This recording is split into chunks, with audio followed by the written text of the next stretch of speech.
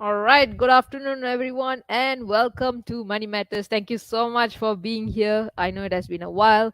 The last episode was actually part of our 24-hour live stream.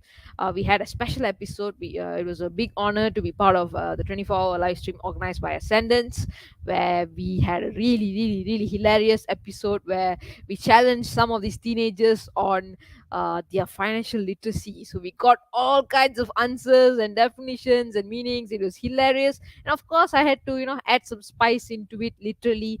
And we had these teenagers eating spicy ramen if they answered wrongly and all of that. So if you are interested to watch that episode, which I can guarantee you. You will definitely laugh and you will definitely learn. If you're interested to watch this, you can actually check out our online platform, theteenageentrepreneur.com. So it is just 150 ringgit per year, but you get access to amazing content throughout the year.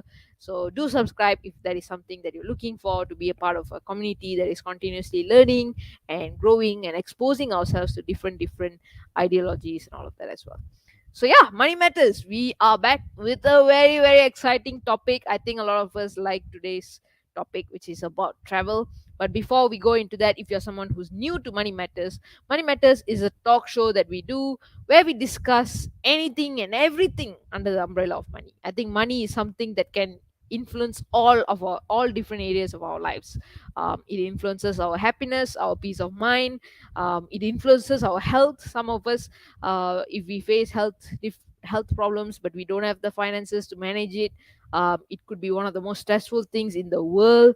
I think money also helps us to maintain a good relationship with people, and you kind of have that pleasant relationship with people and all of that. Sometimes it helps you understand what kind of a person are you the one who's able to give to people without worrying, or are you someone who is very concerned about the next day even though you have 100,000 in your bank account?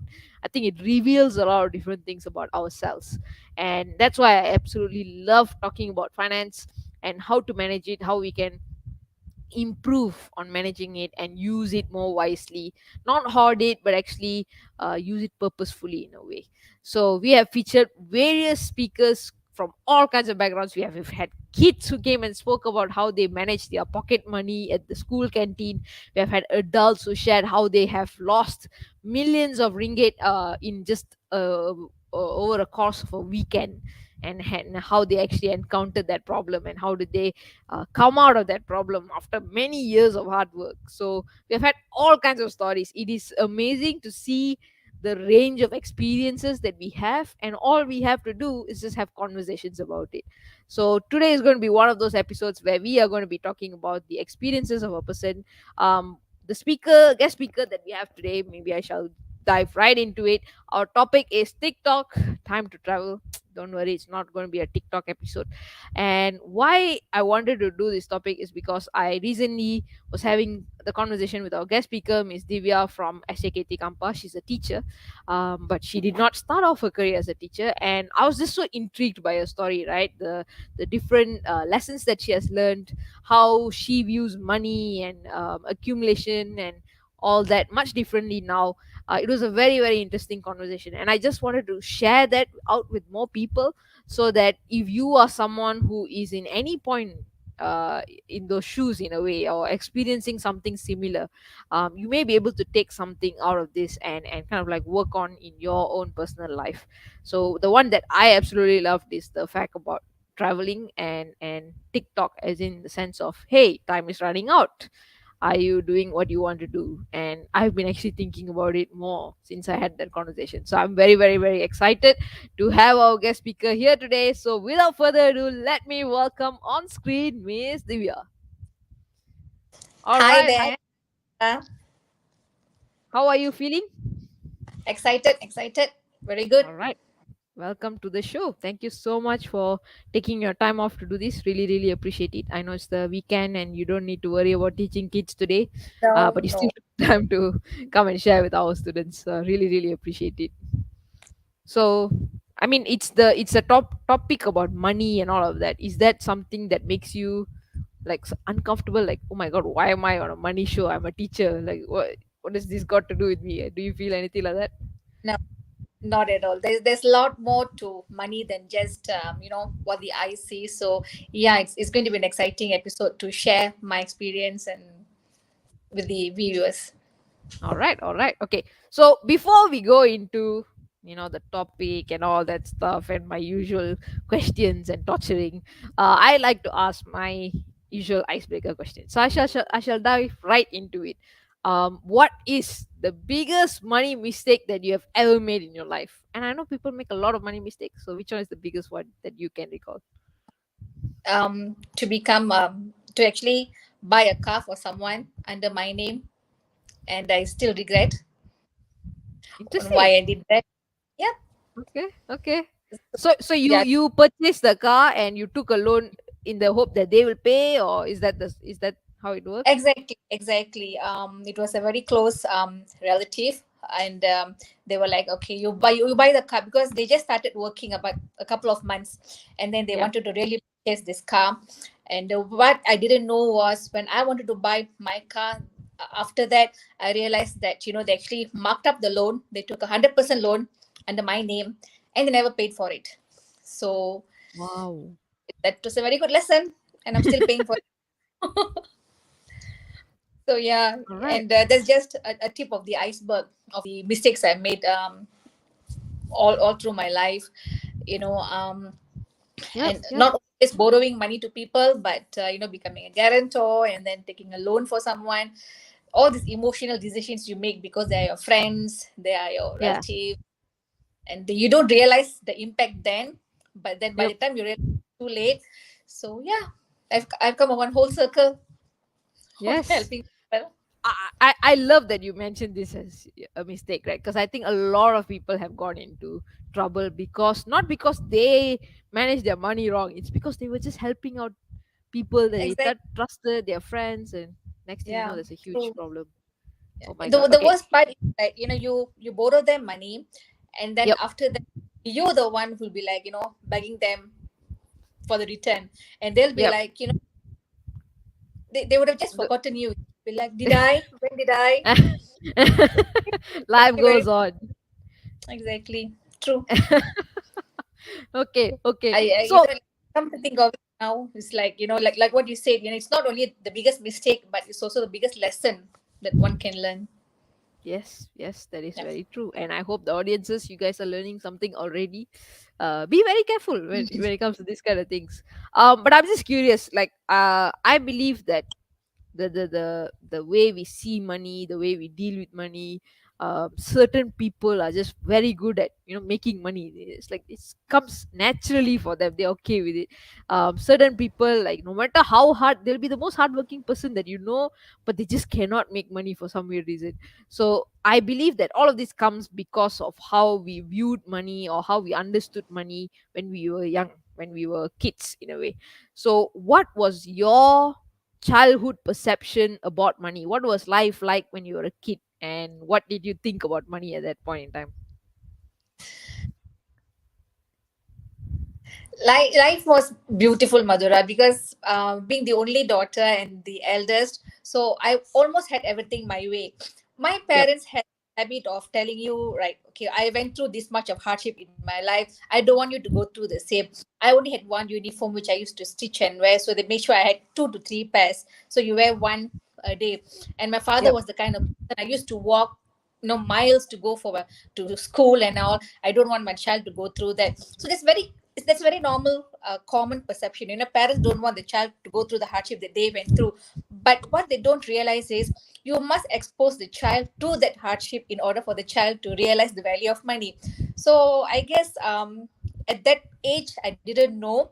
There was this one Yeah. incident where, like in the 80s, children were very much, everybody had a Walkman. And Walkman was like the thing. So I wanted a Walkman, and my father was like, "Don't waste your money. We have a radio in the house. It's good enough." I'm like, "No, I want a Walkman. My friends are having it, so I want a Walkman." He refused to buy for me. I didn't talk to my father for a week.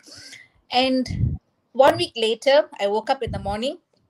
I saw the Walkman on the table, dining table. I was not happy. I felt very guilty. I was like, what have I done? I did not speak to him for a week. I did not speak to anyone in the house. I was so adamant and stubborn just because I wanted a Walkman. And when my Yep. father finally bought that for me, I was like, okay, what have I done? The guilty feeling hit in. Then I realized, okay, maybe I shouldn't have been so harsh. Maybe it's not so great, to have a Walkman. So that's the thing. So during my childhood, I had almost everything I ever wanted, jewelries, clothings, whatever I wanted, I Yeah. got it. So that's why when I came to one stage in my life where I was like suffering, where I was like having difficulty in managing money, then it struck me that, I should have been more careful. I should have been more wise in managing our finances. And then I realized that in your life, no matter what, financial independence is extremely important. You make one Yeah. mistake, you make one error in your life, in your finances, and you'll have to pay for it for a very long time. So not everyone was as foolish as me. Some Yep. of them were smart enough to like say no. So you have to know when to say no and when to set boundaries in helping people as well as getting help from people, because you are dealing with relationships and friendship, so it can ruin it in the long run. Yep. Yep. Very nice.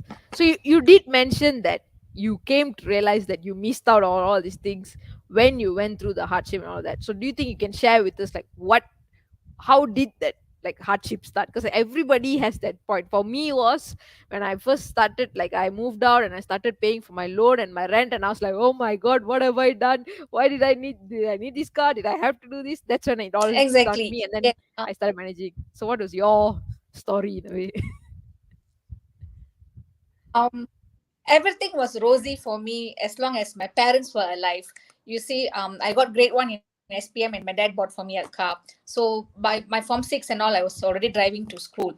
And then when I was working in an international bank in Cyberjaya, my father was the one who was paying for the car. My mom was the one who was paying for all my groceries. So it's like, every weekend when you come back home, they'll do the Yeah. grocery shopping. My father will wash the car, pay for the car, service the car. So it's like, you had your salary, and they never asked me for the salary. They never at once told me, okay, now they started working, you pay me back. They'll be like, take care of your expenses. So since they were doing everything for me, and I was working on a graveyard shift, and working for daylight savings and all these things. So whatever money that I earned, I was like, wow, okay, I've got a bank account, I've got an international bank account, I've got money flowing in every month, I've got this 5-figure bonuses coming in. So I spend a lot on clothings, food, and then traveling up and down Ipoh and KL. So everything, I think I started to realize the pain, or like what you said, the lessons started to come in after I lost my dad. My dad died in 2006 and my mom in 2016. So after my parents' death, I realized that it is not as easy, because when your parents are around, you tend to be in a comfort zone, and you know that no matter what happens, they are there to help you. And whatever mistakes you make, because at that point of time, like in 2000, that is when you have all this multi-level marketing coming into picture. People were doing MLMs, and people were like, influencing others to invest in this. You invest this, you get this much. So when my parents say no, do not do that, MLM doesn't work, it's not as what you think you are, I'm like, no, my friends know best. So you have your friends influence, your colleagues to influence you. So that was another one. Credit card came into the picture, and I didn't know that credit card can actually be and it can really, like, push you into this big vortex where you cannot come out of it. So Yep. yeah, so as I started to lose these people who are like supporting me, who are backing me up, who are like constantly telling me, do not do this, do not do that, and I never listened to them. And then the lessons. So after I lost my parents, I realized that, okay, there's no one is going to help you out. You are your own master. You have to have your own idea on how to manage money. You have to know when to save, when to say no, when to put a full stop. So after they passed away, I was trying to analyze, so where did I go wrong? Why am I struggling? Why am I at a stage where I need to, like, eat nasi bujang? Why I couldn't pay my bills? What is going on? Because all the while when they were around, they paid all the bills. So Yep. when they departed, you had to, like, suddenly all these expenses started coming into the picture and all. And I realized that, you have to know where to, draw your boundaries, and what you have to cut short on. So I started to, like, cut short on my clothing. I started to cut short on my food expenditure. um and all this unnecessary shopping that you do. Because when you are in a state of depression, I went into depression, severe depression, with my parents' demise and all, anxiety attack. So how do I deal with anxiety? How do I deal with depression? Spending. I don't Yep. think about what's going to happen tomorrow. I don't think about what's going to, like, when bills come into the picture, what am I going to do? I just Yep. wanted to spend.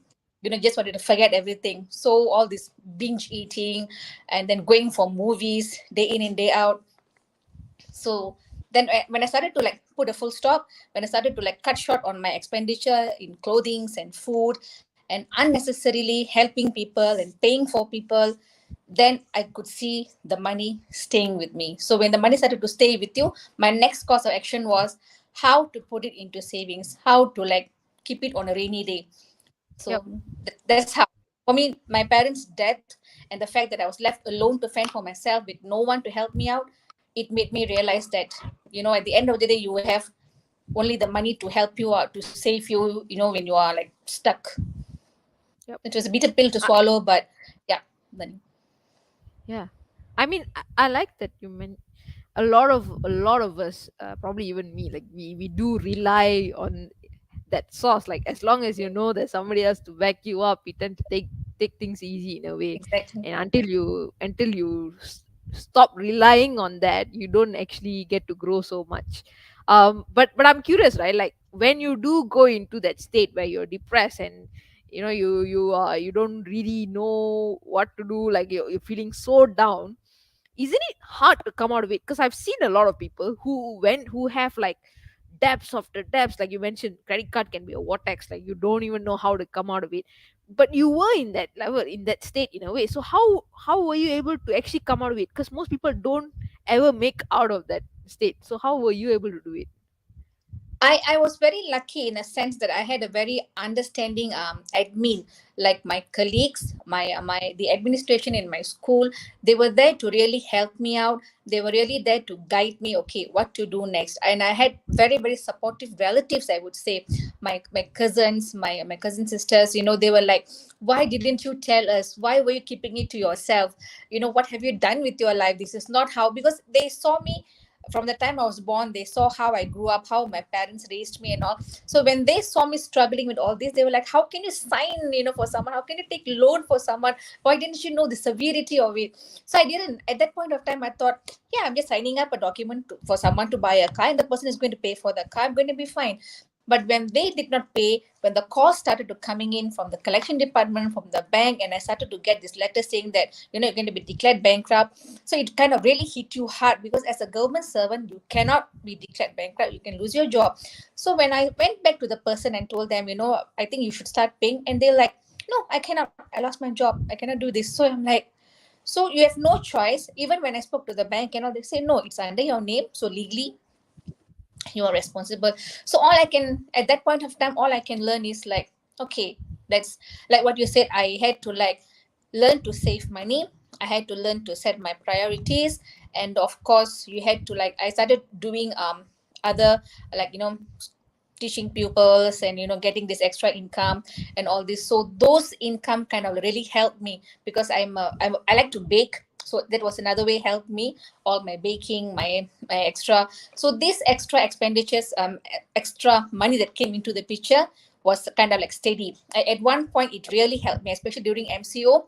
That really helped me. So because when you're not going to school, when everything is done online, these extra classes, this extra teaching, this extra baking, that helped me. And of course, Yep. during MCO, the monetarium and all, of course, monetarium, it was not advisable for me to accept that, because I know I'm going to extend my payment. But Yeah.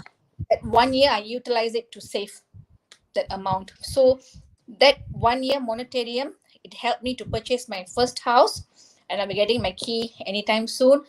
And then, of course, I started the second thing. I realized that, you have to have a bucket list on things that you want to achieve before it's too late. So when I reached my 40s, it's like I should have done a lot of things in my 20s, which I didn't, because I was very emotional. I was very attached to my family. I wanted to like stay with the in the cocoon called family. I lost everyone by the time I reached in my 30s. So in my 30s, I learned a lot of mistakes. You don't only like trust the wrong people. Even when you marry the wrong person, that can also cost a toll in your life. And even that I went through. So that was another way I lost my money. So my 30s was a way was 10 years of learning my lessons, not to trust the wrong person, not to depend on anyone. I remembered when I wanted to buy a house in my 20s, people told me, don't buy a house now, you get married, buy with your husband. And I think that is the most foolish advice anybody can ever give you. Never ever listen to that. When you feel like you want to buy a property, go ahead, because properties will actually another form of investment. Good investment is property. So I should have done that in my 20s, but I just learned my, like I said, what I should be doing in my 20s. I did not do that. And then another thing that I learned this year that I started was to go for vacation, because I Yep. realized that, like I said, I'm at a stage where I lost everything. I lost everyone. There's nothing more for me to lose. So what I can do is self-love. I just want to like love myself, care for myself, and do what makes me happy and what makes me at peace. Yep. So I started traveling. I started traveling even before MCO, but the moment I came back, it was MCO for 2 years. So now that they've lifted up all these things, so I started last month.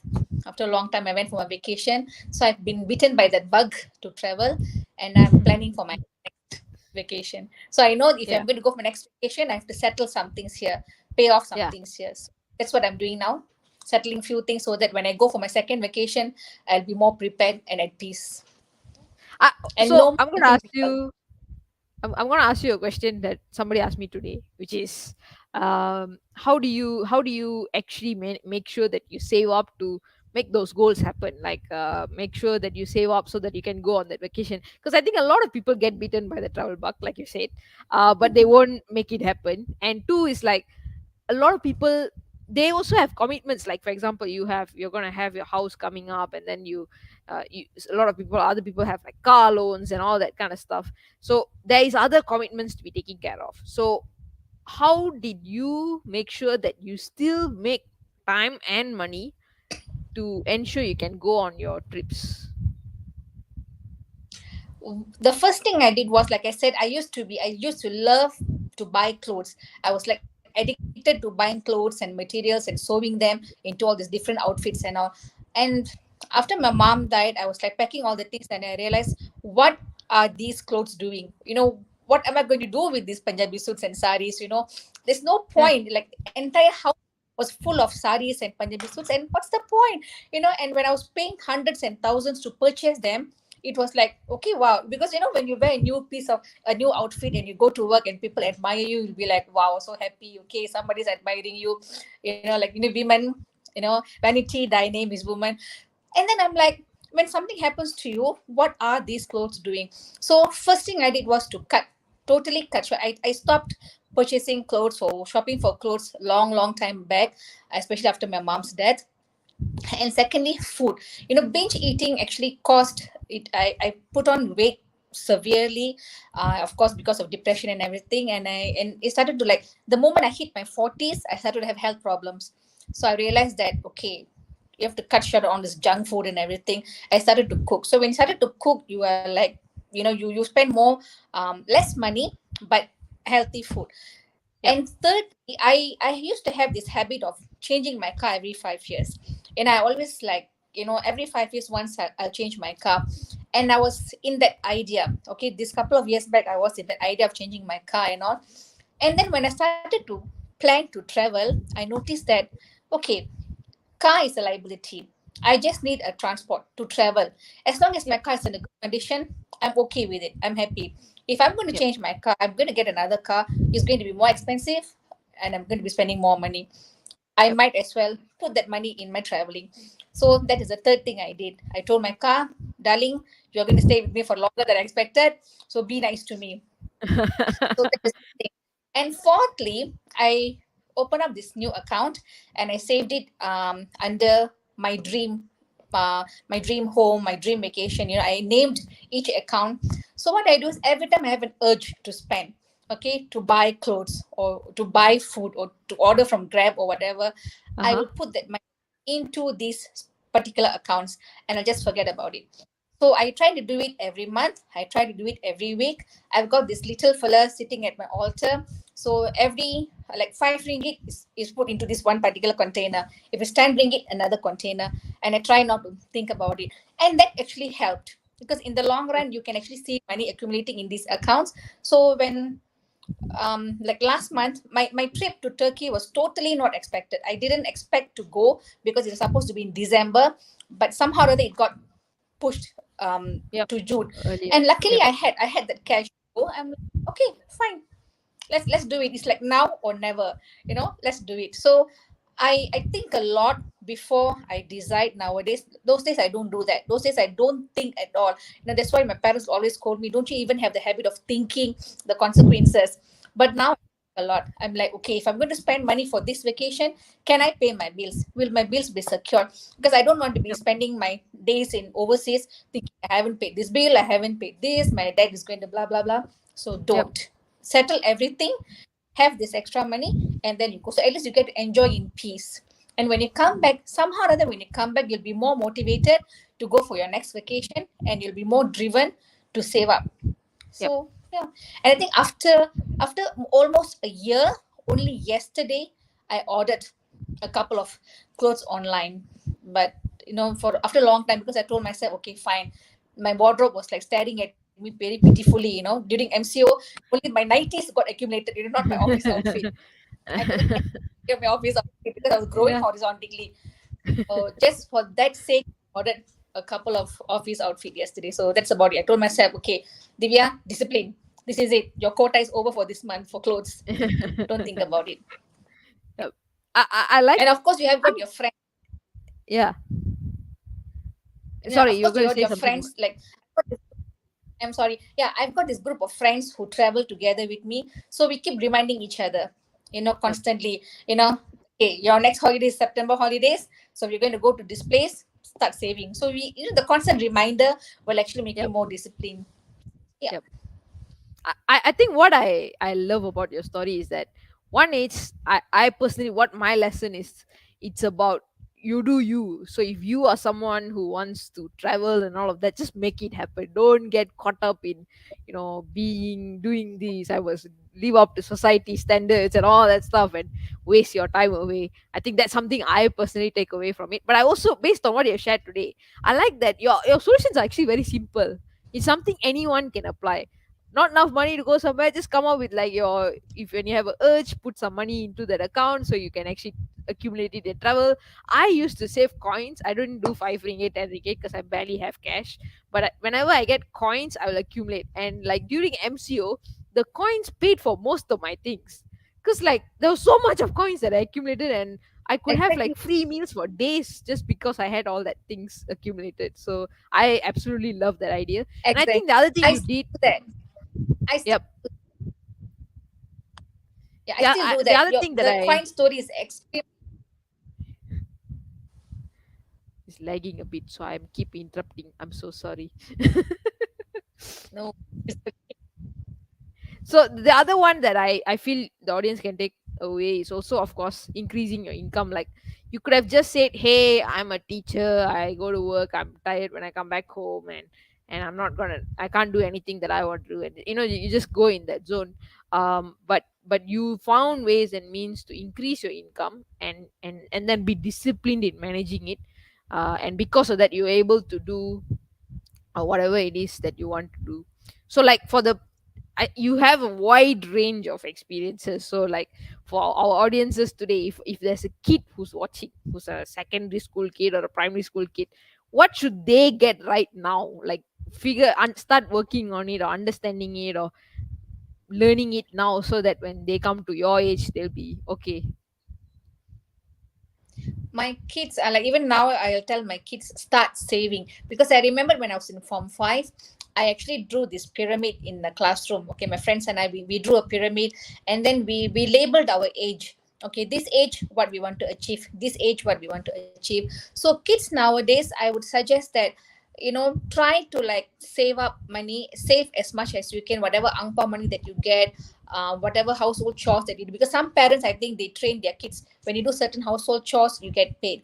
So, Yep. you save that money. I've got students from my school. Some of them, they help their fathers in their farm, okay, the dairy farm, and they come and tell me, teacher, I helped my father yesterday. He paid me this much of money. And I also had this program in my school, saving and learning program under my English language panel, whereby the kids were supposed to save up money, and using the money that they saved, they are supposed to come and purchase a reading card from me. That card is 15 ringgit, and I told them, you're not supposed to take from your parents, your own money. And I was so surprised that this boy actually came up to me with these two black plastic bags containing coins, and he was like, teacher, I saved up the money, can I buy the card? So you see, and I told them that, this is your money, you have purchased this card, this is yours. And I motivated him. I gave him a gift in front of those students. So now they have started to do that. I told them, rather than Yep. asking your money, the money from your parents, when you save up the money, when you buy it on your own, you will feel a sense of contentment. And Yep. so what I would tell the kids nowadays is, start saving from now. I'm sure they all have their own bank accounts, right? So don't wait for you to become an adult. Don't wait for you to go to a university and start working, because that's the mistake that I had. And I always felt like, okay, I can save tomorrow, I can save when I go to work, I can save when I get my bonus. And it doesn't work that way. Start saving Yep. from now. Whatever little money you have, coins is the best way, because you have no idea how the coins can help you. It has helped me tremendously, like what you said, from pouring petrol to buying food at the canteen. Those coins really helped me a lot. And people at the canteen, 7-Eleven and Family Mart, they look for coins. So you'll be amazed at how much money you can actually save. So you Yep. start saving now, whatever way you can. Kids nowadays are so enterprising. They have their own way of you know earning money. So yeah, go ahead, find your talent, whatever your talent is, pursue their talent. Some of them are as young as 7 and 8, they go for your baking classes, and when they go for the baking classes, they start selling there and then. Yep. Yeah, you can actually earn Very nice. money, be enterprising. There's so many things that they can actually try to do at this very young age. Yep. Pursue, start saving, and have a goal, what you want to achieve, what you want to buy, Yep. whether it's Yep. Very vacation, true. or whether you want to buy for your parents, or whether you want to buy your own stationeries and books. Have an account, have a book, a ledger, and then just jot it down every day, how much you spend every day and how much you earn every day. So when you keep track, keep an account of what you're doing, that will actually save. Yep. Agreed. Agreed. Very nice. Okay. So you have traveled, you have started traveling, you went, I think you were sharing with me, you've been to Korea, you've been to Turkey recently, and your Turkey story was hilarious. Because if I had that time, I would let her tell the whole Turkey story, but we don't have much time, so I'm just gonna ask more on, based on your so far the travel experiences that you have had and all of that. What are some of the tips you can give for people who are looking to travel, like certain things that they should know about, or things that you have learned, like, oh my god, I didn't know this was a thing that I should know when I started traveling. So certain epiphanies that you have had in a way. In my case, I think what I learned was definitely money management. Even for traveling, money management comes into the picture, because you have to know about the exchange rate, and Yep. which kind of country. Like for Korea and for Turkey, the exchange rate was a bit kind to us. All right, it was still kind to us, but then again, from what I learned from my friend, you see, when you go to a place like India, shopping heaven. So with the exchange rate and all, you can actually really spend Yep. luxuriously, which is what I did. I remembered, I don't know how many thousands of Malaysian ringgit I actually changed to Indian rupees, and I was like, I did not let go of anything, even the street corner shops. I did not let go. I was like buying bangles and earrings and you name it. And Yep. by the time I reached Malaysia, half of it was gone. Okay, because it broke and all these things. But when I wanted to go to Korea, when I wanted to go to Turkey, I was telling to my friend, okay, how much should I exchange, for shopping. And she told me this one thing. She said, if you are going to a certain country, identify two things. Are you going there to gain experience, or are you going there to shop? If you are going shopping, then make sure you save up as much money possible, because you want to go and shop. In her case, she said, I am going to all these countries to gain experience. I have no intentions of shopping. The only thing I'm going to buy for myself is one fridge magnet to show that I've been to this particular country. And I really like that, because most Yep. of the time you have this thing, you want to shop and all, but when you go to one shop, you might feel like, okay, this is very reasonable, this, something that you cannot find in our country. When you go to the next shop, and then you realize, like, why did I even buy that in the first place? I could have bought it from here because this is like cheaper. So Yep. I kept drilling that in my mind. When I went to Turkey, I told myself, I'm here for the experience, I'm here for the memories, and there's nothing much I'm going to do in terms of shopping. So the only thing I spent money on was souvenirs for my loved ones back home, and food, because once in a while you tend to get fed up with the food, so just wanted to buy something different, and that was about it. So identify what is your aim, whether you want to do shopping or whether you want to just gain experience. Yep. Like, if for European countries, my friend was telling me, if you're going to go to European countries, it's going to be very, very expensive. So just go and gain experience. Don't have any idea of shopping. You don't need to do any shopping anyway. And secondly, of course, learn about the country before you go. What are the do's and the don'ts? So you will be on a safer side. You cannot be like treating them like how you treat Malaysians. Here you can actually smile to anyone, along the roadside, but in certain countries you can't do that. They might get offended. So yeah, Yep. and of course certain countries like Dubai and all, they are very strict. You just cannot do jaywalking. So if you do that and then you get caught, like what happened to my friend, you see, on the spot she was fined few thousand ringgit. So yeah, just learn about the countries and learn about what you want to do, and stay safe. So Very it nice. also Very nice. depends whether you're going to go in a team or you want to go as a solo traveler. So solo traveler, Yep. you have a lot of things to look at, but if you're going in a team, you're more safe. Yep. Yep.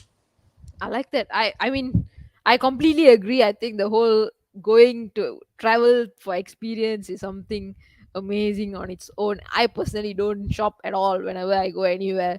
Like you said, just buy that one fridge magnet to show that you've been there. But that's it. Exactly. And other than that, it's the Enough. travel. What so far? What is your most favorite memory of traveling to any of the countries that you've been to? Your most memorable moment so far? Um, the first time I ever traveled overseas was to India with my mom. That was also my last vacation with her in 2009. In 2009, so my mom and I, we actually took photo at Taj Mahal, and yeah, that is like one sweet memory of what I have with my mother.